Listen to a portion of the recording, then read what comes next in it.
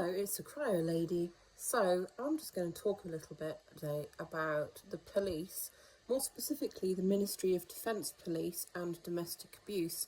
Now, get that going.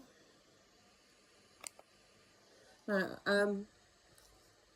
they have a strategy. It's a 5-year strategy from 2024 to 2029 to prevent, intervene, and partner in support of victims or people who've been affected by domestic abuse, and basically hold to account the perpetrators of it.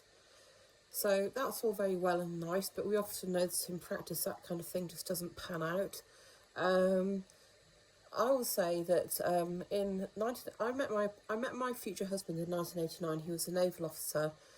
He was serving on one of Her Majesty's warships, obviously His Majesty now.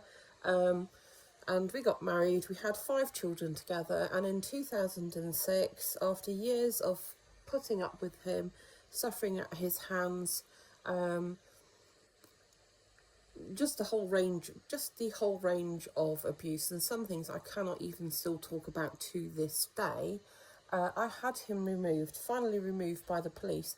Now, the only reason why he was removed by the police is this. When I dialed 999 on that day,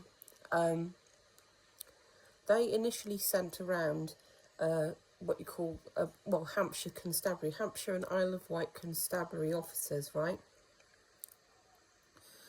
Now, I explained to them what had happened, okay, and I was talking to a PC, okay, and I said to him, I begged him to stay.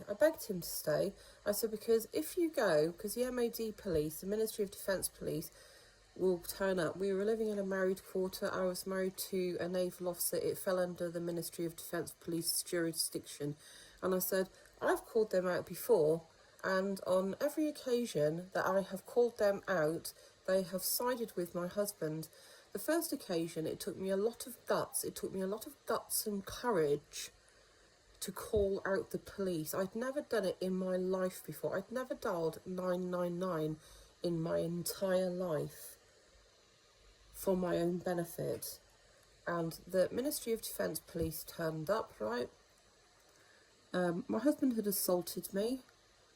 I'd called the police, and because he was then a commander in the Navy, it was like, yes sir, no sir, 3 bags full sir. And do you know what? Even though he'd done it in front of my 2 eldest children, okay, so they witnessed what he'd done. They sided with him, and they told me, and this is obviously at night, it's in the dark, it was cold outside, raining. They told me that I could leave, but I could not take my children with me.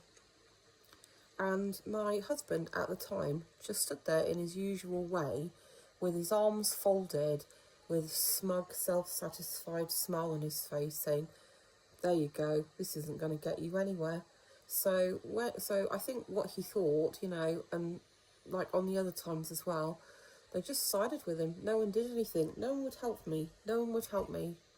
I mean, it's just absolutely disgusting. He was this disgusting, vile animal, and he still is. I hope I never see him again. I really hope I never, ever, ever have to physically see him again. And I don't care, for whatever reason, I don't want to see him again. Ever, ever, ever. But when I had him taken away by the police in 2006, basically what happened was I dialed 999 on that particular day because he threatened me. He basically said, if I can't have you, nobody else can, and I'll kill you, okay? And so I called Hampshire Constabulary, right, and they were just going to let the MOD police take over